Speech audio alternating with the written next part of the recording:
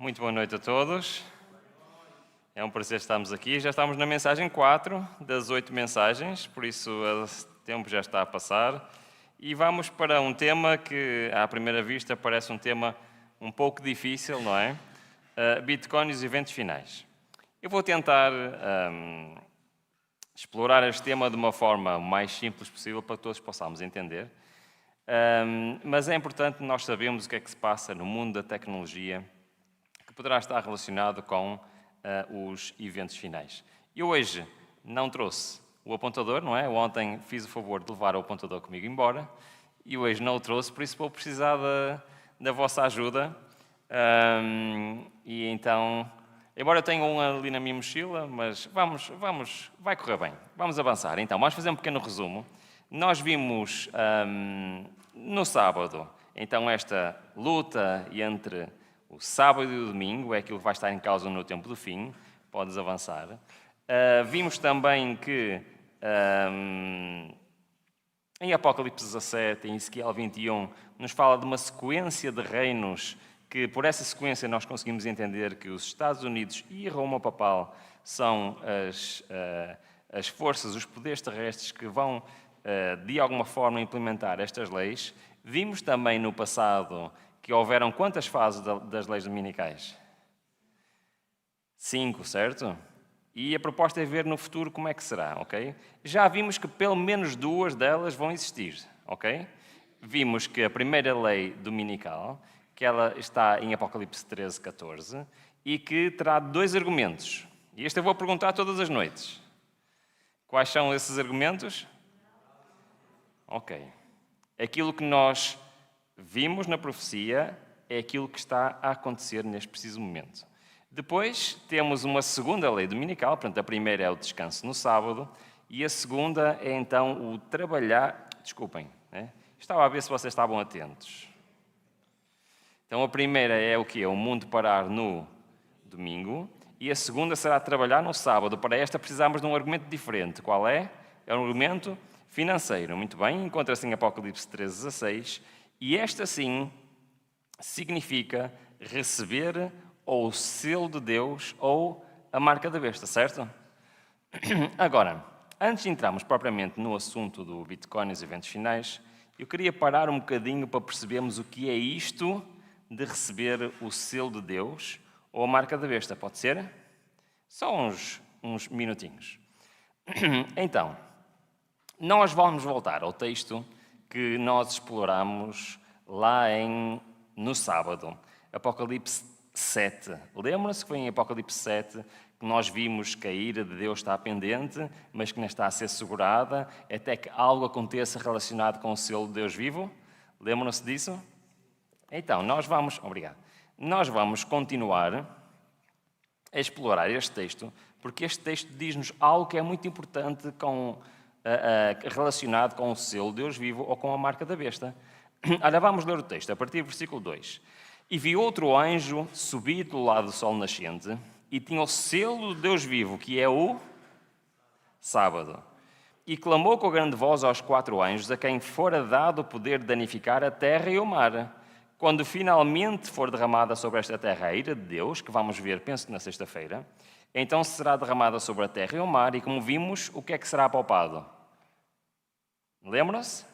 As árvores, o povo de Deus, aqueles que confiam no Senhor. Muito bem, continua dizendo, ainda, portanto, isto é agora, não danifiqueis a terra, nem o mar, nem as árvores, até quando? Até que hajamos selado nas suas testas os servos do nosso Deus. E ouvi o número dos selados, e eram 144 mil. Okay? No sábado vamos falar sobre os 144 mil. Mas o que eu quero destacar é aqui esta parte que diz o que é? Que não virá a ira de Deus a este mundo até que é acontecer. Até que todos estejam selados. Certo? Ora, o que é que isto significa? Significa que a ira de Deus não pode cair nesta terra enquanto o destino eterno de todas as pessoas que estão neste planeta esteja decidido, certo? Então, nós podemos entender que aquilo que está a acontecer neste momento no céu, que é o que é? O julgamento, está intimamente relacionado com o selamento. Porque, olha, pensem comigo. Neste momento, quem é que está a ser julgado? Os mortos, certo? Mas em algum momento, antes da vinda de Cristo, os vivos têm que ser julgados também. E o que é que acontece quando uma pessoa viva é julgada? O seu destino eterno está decidido, certo? Já não há volta atrás. E isto é o selamento. Ou estão selados com o selo do Deus vivo, ou seja, estão selados para a vida eterna, ou estão selados com a marca da besta, ou seja, a morte eterna.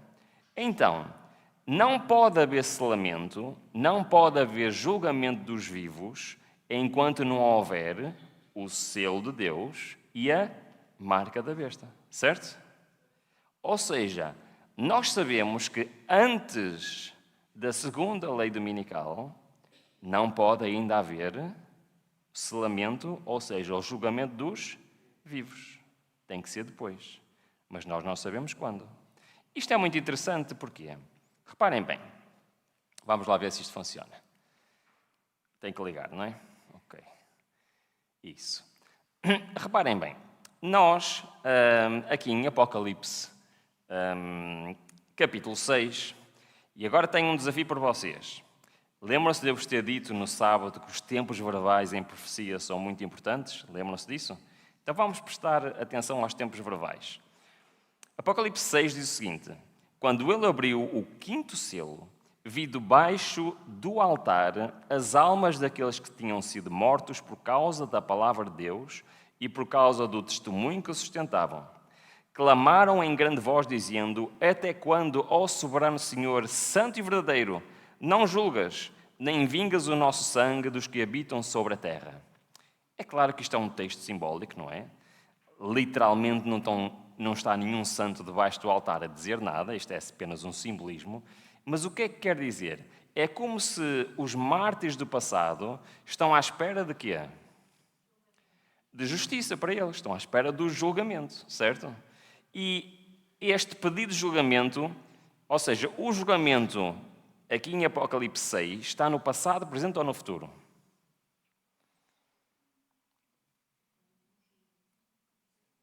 Se eu digo a alguém assim, então Deus, quando é que julgas?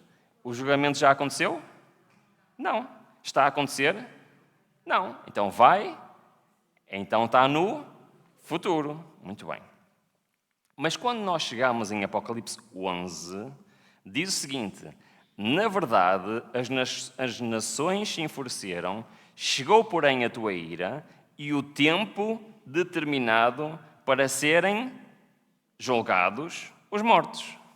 Aqui está no passado, presente ou futuro? Presente. Chegou a altura. Para começar o quê? O julgamento.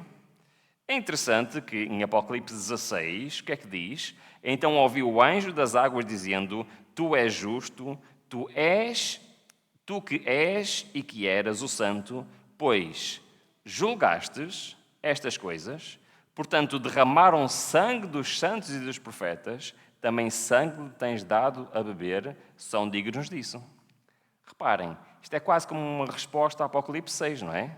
Mas agora o julgamento aqui está no passado, presente ou futuro? Está no passado. O que quer dizer que quando nós chegamos a Apocalipse 16, o que é que já terminou? O julgamento. Ok? Só por isto, por estes tempos verbais, nós vemos que a Bíblia ensina que o julgamento tem uma altura para começar e tem uma altura para terminar. E isto é antes da vinda de Cristo. Muito bem. Aliás, em Atos 17 diz: portanto, tem determinado um dia em que com justiça há de julgar o mundo. O movimento adventista nasceu da ideia de que este dia era um dia que estava determinado. É verdade que não estávamos à espera que o julgamento fosse aquilo, ou seja, os nossos antepassados espirituais não estavam à espera que o julgamento fosse aquilo que realmente foi, ou seja, o começar do julgamento no céu. Eles achavam que era Cristo que vinha julgar este mundo. Mas esta profecia encontra-se em Daniel 8,14, que diz: "E ele me disse, até 2300 tardes e manhãs, e o santuário será purificado." Nós não vamos agora estar aqui a estudar a profecia das 2300 tardes e manhãs, mas quando é que se iniciou, ou seja, quando é o final deste período de 2300 tardes e manhãs? 1844. Então nós entendemos o que é, que o julgamento começou nessa data, certo? Ok. Então, vamos ver aqui alguns pormenores sobre o julgamento. Primeiro, Apocalipse 20 diz-nos o seguinte: "E vi mortos grandes e pequenos que estavam diante do trono, e abriram-se os livros. E abriu-se outro livro, que é o livro da vida. E os mortos foram julgados pelas coisas que estavam escritas nos livros, segundo as suas obras." Então, quando se iniciou o julgamento, ele iniciou-se por que grupo de pessoas? Pelos que já passaram por esta terra, certo? Mas dentro dos mortos, quais foram os primeiros a ser julgados? Sabem? Pedro diz-nos isso. "Porque a ocasião de começar o juízo pela casa de Deus é chegada." Ora, se primeiro vem por nós, qual será o fim daqueles que não obedecem ao Evangelho de Deus? Então, começou pelos mortos, mas dentro dos mortos, por onde é que começou o julgamento? Por aqueles que se professam ser o povo de Deus, certo? Muito bem. Não se esqueçam disso, que isto é muito importante. No entanto, Paulo, em Atos, diz o seguinte: "E nos mandou pregar ao povo e testificar que ele é quem foi constituído." Ele quem? Jesus. Foi constituído por Deus, juiz de vivos e de mortos. Ou seja, o julgamento vai terminar quando todos os mortos estiverem julgados? Não. Vai haver uma altura em que o julgamento vai passar de quê? Dos mortos para os vivos. E quando os vivos começarem a ser julgados, isto significa que eles começam a ser selados. Sabem que o selamento não é algo que acontece para toda a gente em simultâneo. Ele vai começar e vai terminar quando a última pessoa for julgada, selada, exatamente. Muito bem. Então, reparem, o juízo começou pelos mortos, dentro dos mortos começou pelo povo de Deus, mas ele é juiz de mortos e de vivos. O que quer dizer que um dia o julgamento vai ter que passar para os vivos. É muito interessante que a Bíblia fala sobre isso. Ora, reparem. Apocalipse 3.3 gostam de perguntas difíceis. Vou fazer uma pergunta difícil, pode ser? Primeiro vou ler o texto, Apocalipse 3.3. "Lembra-te, pois, do que tens recebido e ouvido, guarda-o e arrepende-te." Está a falar para quem? Lembra-se do texto que nós terminamos a mensagem de ontem? Feliz é aquele que ouve, que lê, que guarda. Está a falar para estas mesmas pessoas? O que é que vocês acham? Não está a falar para quem não conhece a profecia. Está a falar para quem conhece a profecia, certo? Lembra-te, pois, do que tens recebido e ouvido. Ou seja, são pessoas que ouviram, que conhecem a profecia, certo? Guarda-o e arrepende-te. "Porquanto, se não vigiares, virei como ladrão, e não conhecerás de modo algum a hora com que virei contra ti." Estranho este texto, não é? Este texto está a falar de quê? Era a pergunta difícil, ok? Este texto está-se a referir a que evento? Porque reparem, basicamente o texto está a falar para as pessoas que já ouviram falar da profecia, conhecem a profecia, e está a dizer a eles: olha, se tu não estiveres a vigiar, virei a ti como um ladrão. O que é que quer dizer esta expressão, vir a ti como um ladrão? Surpresa, ok? Vou vir a ti de surpresa e não conhecerás a hora em que virei contra ti. Muito bem, é um texto estranho. Vamos tentar perceber o que é que isto quer dizer? Sabem que, assim à primeira vista, parece que este texto está a falar da vinda de Jesus. Mas ele não está a falar da vinda de Jesus. Sabem porquê? Porque Paulo diz-nos o seguinte: porque vós mesmos sabeis muito bem que o dia do Senhor virá como? De surpresa. Para todos, o que é que ele diz? Mas vós, irmãos, já não estáis em trevas, para que aquele dia vos surpreenda como um ladrão. Ou seja, aqueles que conhecem a profecia vão ser surpreendidos pela vinda de Cristo? Não. Vão saber perfeitamente o que está a acontecer. Certo? Então, o texto anterior não se pode estar a referir à segunda vinda de Cristo. E reparem que a terminologia é diferente. Porque quando ele está a falar aqui da vinda do Senhor, fala no quê? No dia do Senhor. Mas no texto anterior não fala no dia do Senhor, fala na hora em que virei sobre ti. Está confuso, não está? Então, porquê que o texto está a dizer isto? Àqueles que conhecem as profecias, ele está a dizer: atenção, se não estiveres atento, eu virei sobre ti, contra ti, que diz o texto, e tu não vais perceber. Não pode ser a segunda vinda, porque quem conhece a profecia não vai ser surpreendido para a segunda vinda. Então, como é que nós sabemos o que é que este texto está a referir? Pela expressão, a hora que virei sobre ti. Esta expressão encontra-se em Apocalipse 12, 7, que diz exatamente o mesmo. O que é que diz? Dizendo com grande voz: temei a Deus e dai glória. Porque é o que é? Vinda a hora do seu juízo. Então a expressão da hora está relacionada com o quê? Com a vinda de Cristo? Não. Com o julgamento. Então o Apocalipse 3.3 está a dizer assim: olha, tu conheces as profecias? Conheces? Então tens que estar atento, porque tu não sabes a hora em que eu te vou julgar. Bom, isto é muito interessante, mas para termos a certeza do que nós estamos aqui a dizer, vamos ler esta citação do Grande Conflito. Diz o seguinte: solenes são as cenas ligadas à obra final da expiação. Momentosos os interesses nela envolvidos. O juízo, ora, se realiza no santuário celestial. Há muitos anos esta obra está em andamento. Breve, ninguém sabe quão breve. Ela passará ou para quem?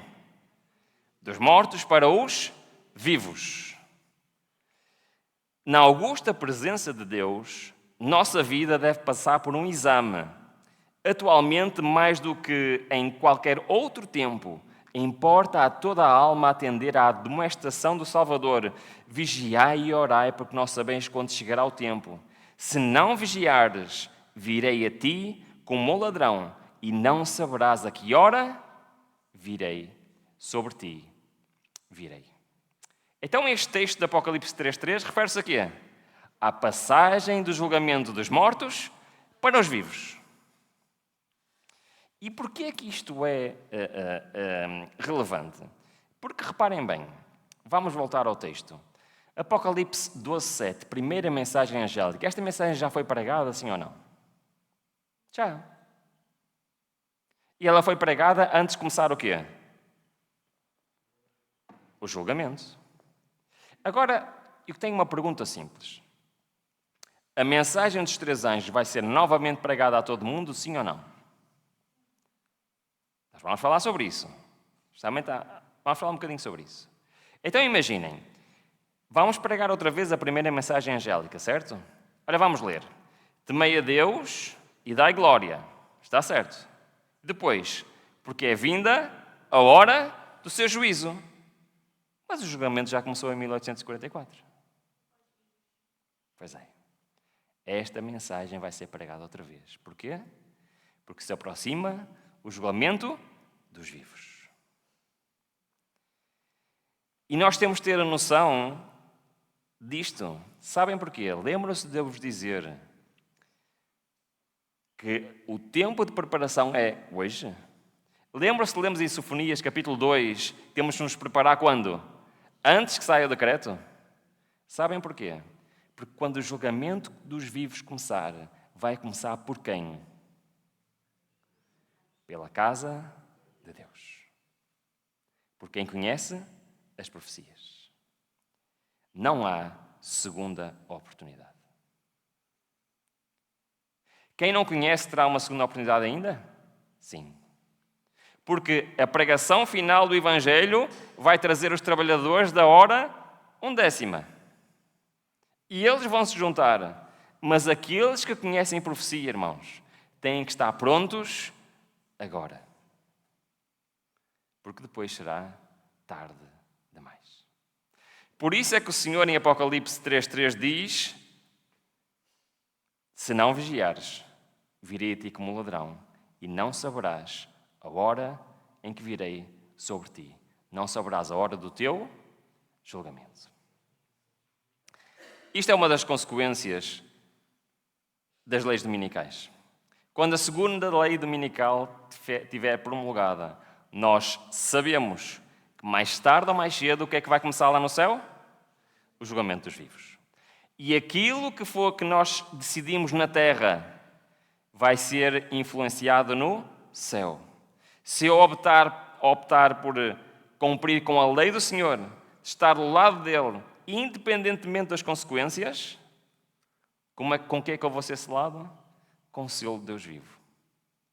Mas se eu, mesmo sabendo a verdade, se eu ceder, serei selado com a marca da besta.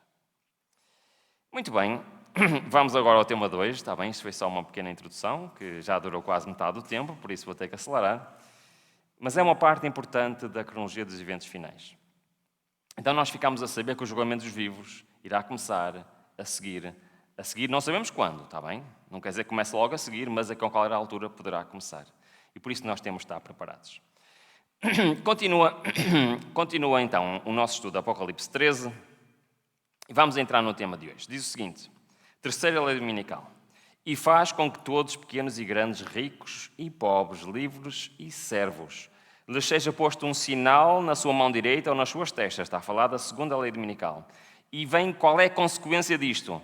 Capítulo 17, versículo 17. Para que ninguém possa comprar ou vender, senão aquele que tiver o sinal, ou o nome da besta, ou o número do seu nome. Então, qual é a terceira lei dominical que vem em consequência à segunda? É a lei de não podemos comprar nem vender. Então, esta terceira lei encontra-se em Apocalipse 13:17 e significa controle total sobre as pessoas, ao ponto de conseguirem controlar o que elas podem comprar e o que elas podem vender. Então, agora nós percebemos que o povo de Deus vai ter que ter o quê? Para poder sobreviver. Sustento próprio. Nós sabemos o que é que implica não poder comprar ou vender. O que é que implica? Vamos lá, vamos puxar pela nossa imaginação. Não é pela nossa imaginação, pela nossa mente. O que é que significa não poder comprar e vender? Não posso comprar produtos, nem posso comprar serviços, certo? Por isso não posso ir ao supermercado comprar alimentos. Não posso ir à farmácia comprar medicamentos. Não posso ir ao hospital. Não posso ir ao médico, nem ao dentista. Não posso ter serviços, ou seja, não posso ter luz pública. Não posso ter água. Não posso ter internet. Não posso ter telefones. Preciso continuar? Já perceberam a ideia, não perceberam? Ou seja, quando chegar a esta altura, precisamos de ter o quê? Completa autonomia para sobrevivência. Por isso é que a primeira lei dominical, apesar de não afetar o povo de Deus, é um sinal. Olha, aproxima-se o dia em que tens de quê? Que te sustentar a ti próprio. E por isso é a tua última oportunidade, porque acham que isto é possível numa grande cidade? Não, é impossível. E por isso o Senhor nos dá os seus alertas. Ora, eu conheço esta profecia há muito tempo, e permitem-me só ler aqui do Testemunhos Seletos. Tempo virá que de modo algum poderemos vender, logo sairá o decreto proibindo os homens de comprar ou vender a qualquer pessoa, senão os que tenham o sinal da besta. Sabem que esta profecia sempre fez muita confusão. Sempre me fez muita confusão. E porquê que me fez muita confusão? Porque eu não entendia como é que era possível executar esta profecia. E porquê? E agora vamos falar um bocadinho outra vez de finanças e depois vamos falar de tecnologia, pode ser? Imaginem que eu tenho aqui notas ou moedas no meu bolso. Por acaso não tenho, está vazio, mas imaginem que tenho. Vocês sabem quantas notas ou moedas eu teria aqui no meu bolso? Se eu não vos disser. Não. O governo sabe quantas notas ou moedas eu tenho aqui no meu bolso? Não. Então, como é que ele me pode impedir de comprar e vender se ele não sabe o dinheiro que eu tenho aqui no meu bolso? Já pensaram nisso? Isto sempre fez muita confusão. Como é que esta profecia se vai cumprir se o dinheiro tem uma característica muito importante? Sabem qual é a característica do dinheiro que é muito importante? Eu vou dar um exemplo. Quando eu tinha a minha empresa, um dia eu estava lá no meu escritório e o comercial chamou-me ao balcão. Estava lá um cliente que me conhecia. Queria falar comigo. E eu desci ao balcão, fui lá, cumprimentei o senhor, era alguém que conhecia, e a pessoa disse-me assim, olha, há alguma possibilidade de me venderes um computador sem fatura? E eu disse, não há possibilidade, nós cumprimos a lei, só vendemos com fatura. Sabem o que é que ele me disse a seguir? Olha, mas não há problema, porque eu pago em... Porquê que ele disse isso? Porque ele estava-me a dizer assim, olha, não há problema, eu pago em dinheiro, logo ninguém vai saber. Porquê? Porque o dinheiro tem uma característica que é intrínseca a ele. Ele é anónimo. Certo? Por isso é quando se quer cometer crimes, paga sem dinheiro. Porque ele tem esta característica. Então, para mim, na minha mente, esta profecia não faz nenhum sentido. Certo? Só que, e permitem-me contar só muito rapidamente, sabem que eu aprendi a programar quando tinha 10 anos. Ok? Sempre gostei muito de computadores. A minha vida foi uma vida de informático. Quando eu fui estudar engenharia informática, para mim as cadeiras de programação eram uma coisa simples, não é? Porque há algo que eu sempre gostei e sempre fez parte da minha vida. Mas, ao mesmo tempo, quando eu fui estudar, eu comecei a ter a minha própria empresa. Okay? Eu tive uma empresa durante 25 anos. E, por isso, eu aprendi e tentei implementar na minha vida, desde os meus 19 anos, a ser um investidor. Okay? Desde os 19 anos, todo o dinheiro que me sobra ao fim do mês, eu invisto. Perceberam? Ok. Só que eu nunca invisto em nada que eu não conheça profundamente, certo? Por isso eu estudo sempre tudo aquilo que eu invisto. Ok. Então, cruzou-se no meu caminho, já há muitos anos atrás, uma coisa chamada de Bitcoin.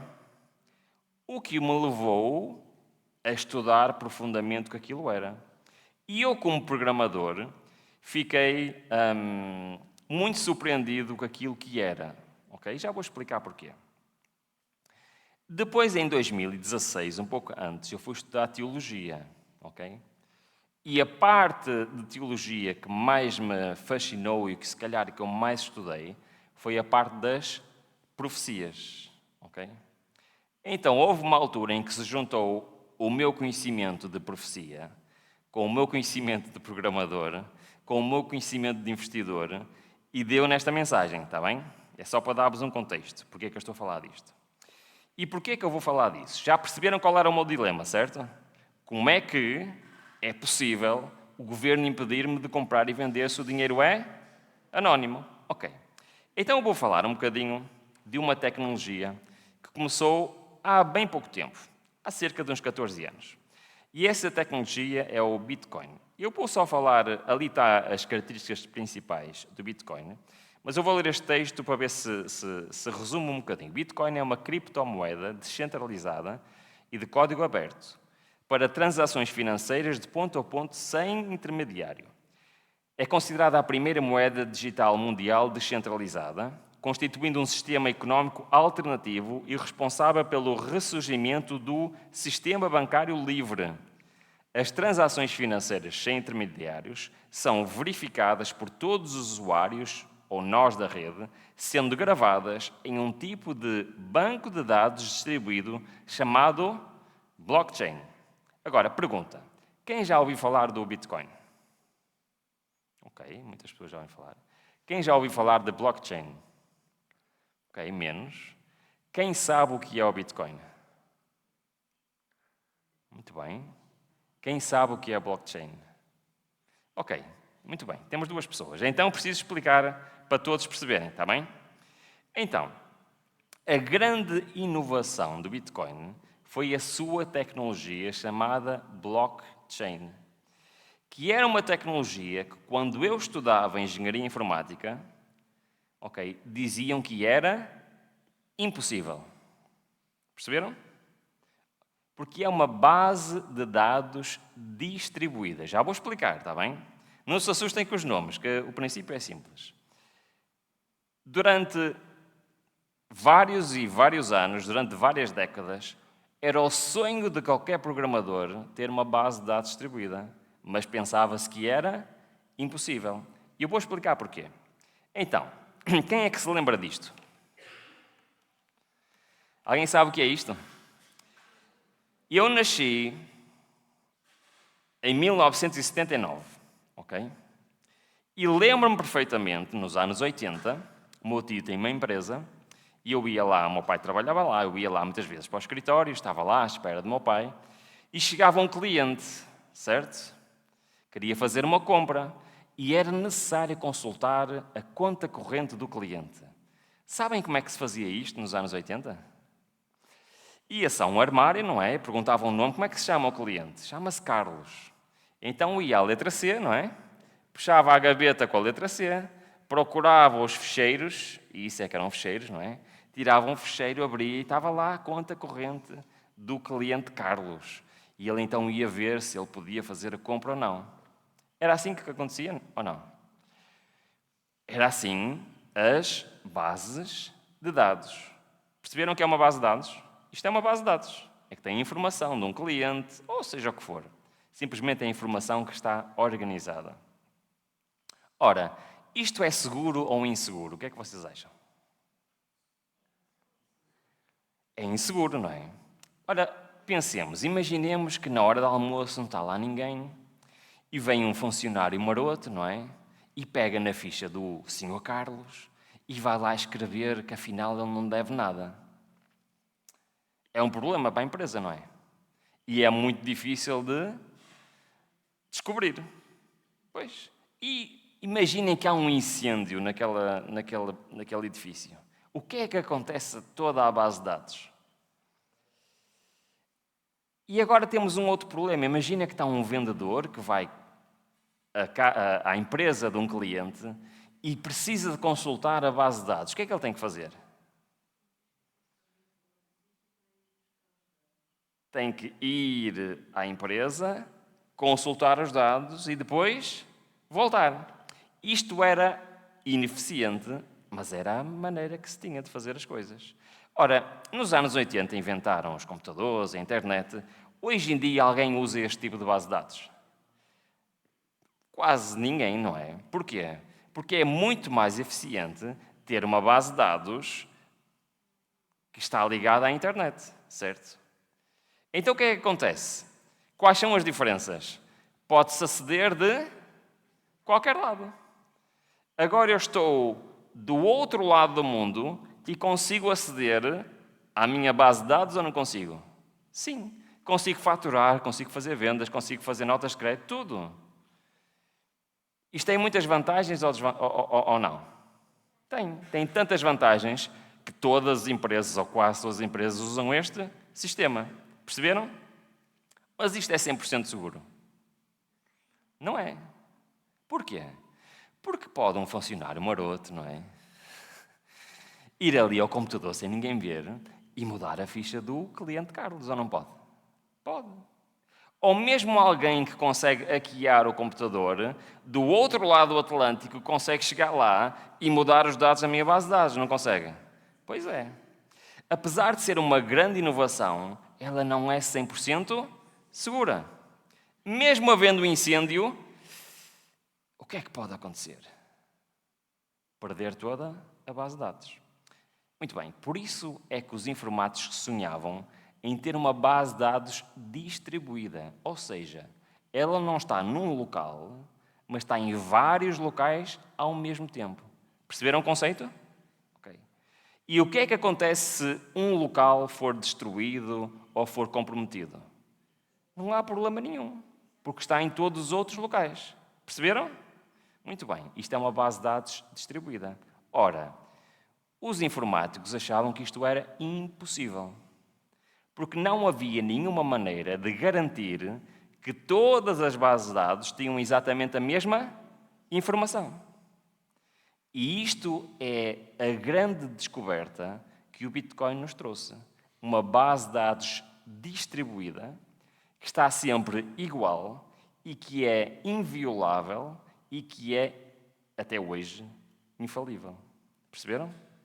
Funciona há 14 anos, sem nunca ter dado nenhum erro, sem nunca ninguém ter conseguido fazer nenhuma adulteração, porque é uma base distribuída, encriptada. Ok, o conceito base, todos perceberam? Sim? Sim ou não? Alguém que precisa de uma explicação adicional? Perceberam que é uma base de dados distribuída? A informação está em vários sítios? Então não se consegue destruir a informação, porque a não ser que se destrua toda a internet, ok? De resto, não há outra maneira. Ok, então estamos prontos. Então, isto é uma base de dados distribuída. Então, agora vamos esquecer o Bitcoin, ok? Que ele não entra na conversa. A conversa agora é com a tecnologia chamada de blockchain, ou em português, cadeia de dados, que é o nome dado à base de dados distribuída. Então, inicialmente, os governos mundiais opunham-se a este tipo de tecnologia, e especialmente ao Bitcoin, porque achavam que era uma ameaça para o sistema financeiro. No entanto, quando eles perceberam o que é uma base de dados distribuída, eles pensaram assim, espera lá, isto afinal pode dar muito jeito, ok? Então vamos ler. Eu já expliquei isto, portanto, o blockchain é uma base de dados distribuída que guarda lá a informação e ela é vista como a principal inovação tecnológica do Bitcoin, visto que é a prova de todas as transações na rede. Seu projeto original tem servido de inspiração para o surgimento de novas criptomoedas e de bancos de dados distribuídos. Hoje em dia existem muitas, mas qual é a principal característica? É descentralizada, é segura, é transparente, permite ser auditada, é eficiente, permite redução de custos, permite confiança e integridade e e é uma melhoria na gestão de dados.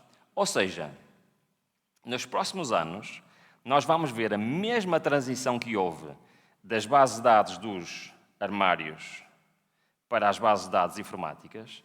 Agora as bases de dados vão passar a ser o quê? Distribuídas, ok? Que é uma tecnologia superior. Muito bem. Só que existe uma característica que faz deste tipo de tecnologia uma tecnologia que os governos, afinal, querem adotar, que é o seu potencial de inovação. Ou seja, permite programar ações automáticas. Ok? Vou tentar explicar o que é isto. Imaginem que numa base de dados distribuída temos o registro das propriedades das habitações. Pode ser? Isto é uma base de dados que existe atualmente, sim ou não? Antigamente estava escrita lá nos livros das juntas de freguesia ou das câmaras, agora está digitalmente, nós podemos até aceder pela caderneta predial, mas imagina que agora vamos pôr isto na blockchain, ok? O que é que isto permite fazer? Permite fazer transações automáticas. Eu vou dar um exemplo. Eu quero comprar uma casa. Quantos intermediários eu preciso? Preciso de um notário, no mínimo, e de um banco, certo? O que é que o banco garante? garante que o dinheiro passa de mim para o vendedor e o notário garante que o título de registro passa do vendedor para mim, certo? Por que é que eu não faço isto diretamente com o vendedor?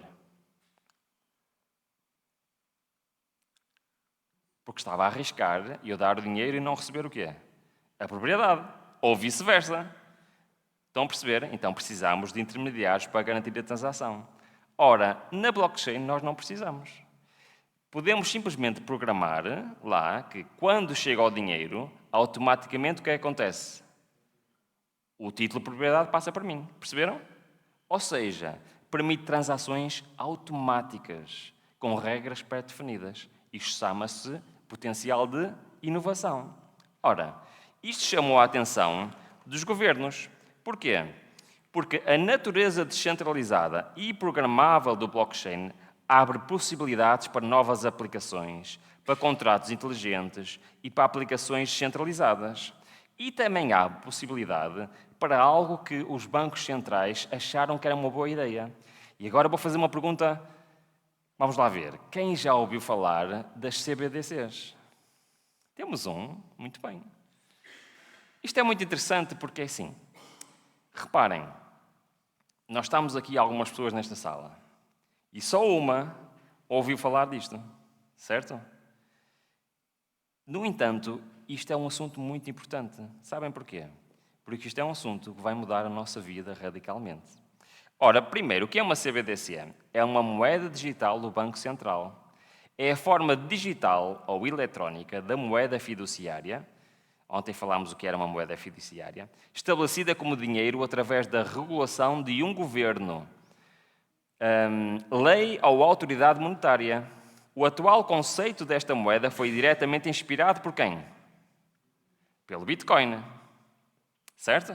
Ou seja, os bancos centrais pensaram assim, espera lá, esta tecnologia é muito útil. Se nós pudermos fazer com que o nosso dinheiro, o nosso euro, o nosso dólar, o nosso real, esteja a funcionar numa base de dados distribuída, vai ser o dinheiro perfeito. E agora perguntam-me porquê é que é o dinheiro perfeito. Aliás, deixem-me só acabar de ler o texto. A principal diferença entre as CBDCs e as moedas virtuais que já existem são a sua emissão. Criptomoedas comumente não são emitidas nem controladas pelo governo, são descentralizadas. Obviamente, as moedas digitais de bancos centrais são centralizadas no Banco Central do país, como o nome sugere. Não sei se vocês perceberam o que é uma CBDC. É uma moeda emitida pelo um país, mas que funciona numa base de dados distribuída. Perceberam? Ok. Agora, quais são as consequências de termos um dinheiro numa base de dados distribuída? E vou enumerar alguns, está bem? E esse dinheiro não pode ser roubado. É impossível roubar. E esse dinheiro não pode ser feita fraude com esse dinheiro, porque saberia-se logo para quem é que é o dinheiro. E esse dinheiro não permite, é impossível fugir aos impostos. E esse dinheiro é impossível cometer crimes recebendo benefícios com esse dinheiro, porque sabia-se logo imediatamente quem é que fez o crime. Parece-nos um bom dinheiro ou não? Sim, é uma excelente proposta. É o dinheiro que é perfeito. Imaginem terem dinheiro que não pode ser roubado. É impossível ser roubado. Mesmo que um criminoso queira, não pode roubar o dinheiro. E mesmo se há um engano, o dinheiro pode simplesmente ser facilmente recuperado. Trata-se de um bom dinheiro? O que é que vocês acham? Sim, muito bem. É tão boa a ideia que, neste momento, a grande maioria dos países já disse que ia adotar este tipo de dinheiro. Não sei se vocês sabem, mas o euro digital já foi aprovado na Comunidade Europeia e vai começar a circular este ano. No Brasil chama-se Drex e por todo o mundo está a ser implementado isto. E eu falo disto porquê? Porque eu acho que as pessoas não se aperceberam que isto está a acontecer. Sabiam que a União Europeia já aprovou já programou, já planeou e já vai implementar o euro digital este ano e que é um dinheiro que funciona na blockchain? Pois é, mas é a realidade. Aliás, o que eu estava a dizer, no Brasil chama-se Drex, que eles queriam lançar este ano, mas foi adiado para o próximo ano, que não está pronto, mas na União Europeia já está tudo a funcionar. Agora perguntem-me vocês, então se este tipo de dinheiro é tão interessante, qual é o problema e porquê que estamos a falar nisto? É que só há uma desvantagem deste dinheiro. Sabem qual é a desvantagem? Não é anónimo. O governo sabe a cada segundo quem tem cada cêntimo. Perceberam? É a única desvantagem. O resto é só vantagens. Mas para ele poder ser à prova de roubo, de fraude, de fuga de impostos, o governo tem que saber o que é. Onde é que está e para onde vai. Perceberam?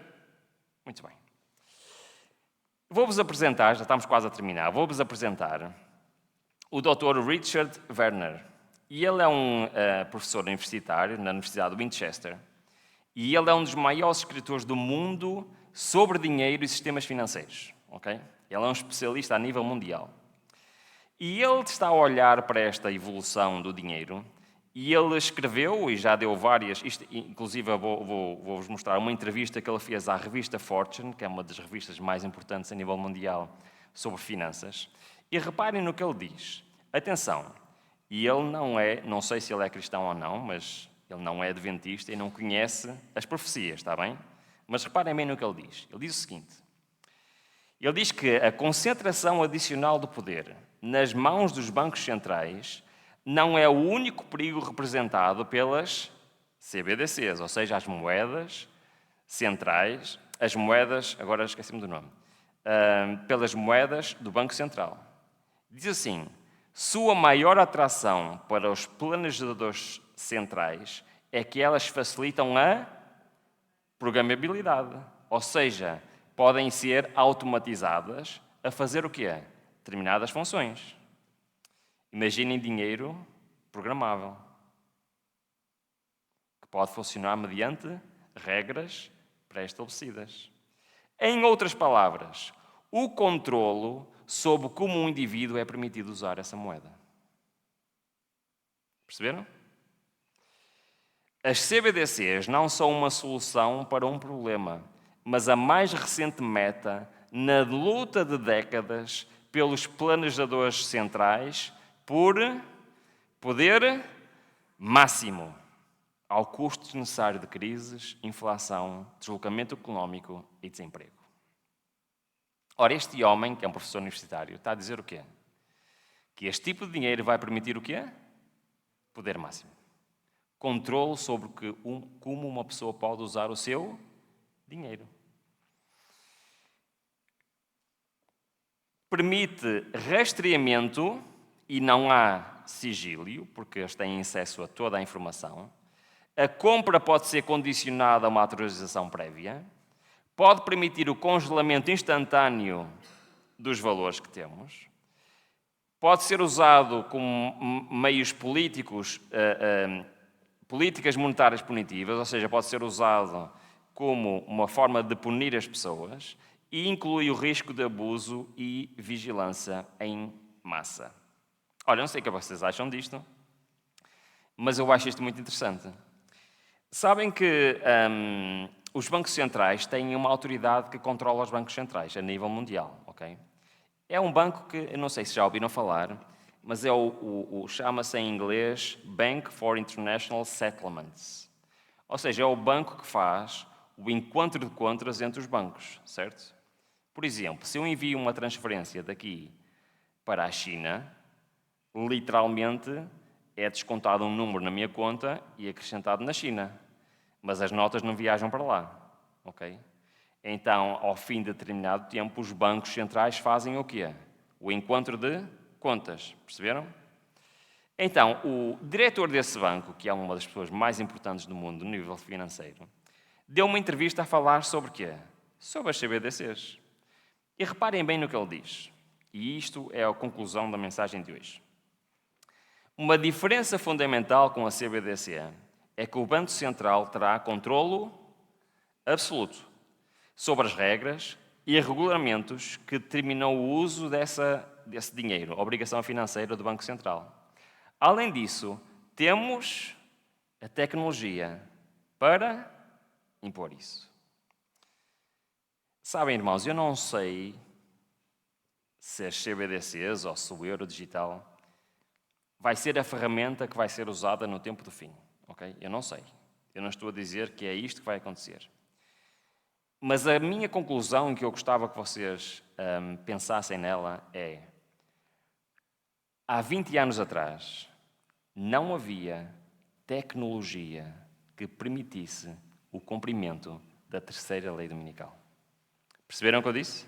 Não havia. Há 50 anos atrás, não havia. Mas pelas palavras, e eu cito o que ele está a dizer, hoje existe tecnologia que permite que esta profecia se cumpra.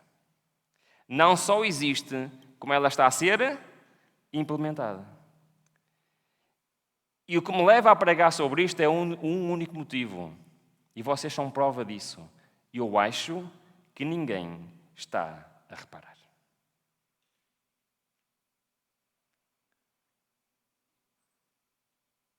E eu vou dizer mais uma vez, eu não sei se é esta tecnologia ou se não vem outra mais avançada. Mas eu posso vos dizer com toda a certeza, hoje já existe uma tecnologia que permite que isto aconteça. Ou seja, o mundo está pronto. Quero fazer uma pergunta. Tu estás pronto?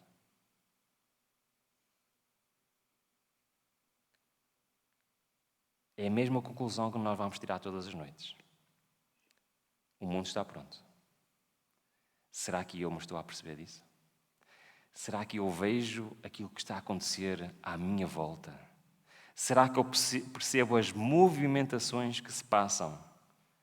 Será que eu percebo que as profecias da Bíblia estão-se a cumprir perante os meus olhos? Já não é a altura de brincarmos aos cristãos. Já não é a altura de sabermos que as profecias um dia se vão cumprir. Nós vivemos numa época incrível da profecia bíblica, em que as profecias estão a deixar o futuro e estão a entrar no presente. O meu apelo para mim e para vocês, se calhar está na altura de nós pensarmos se estamos prontos para aquilo que vai acontecer. Que o Senhor nos abençoe.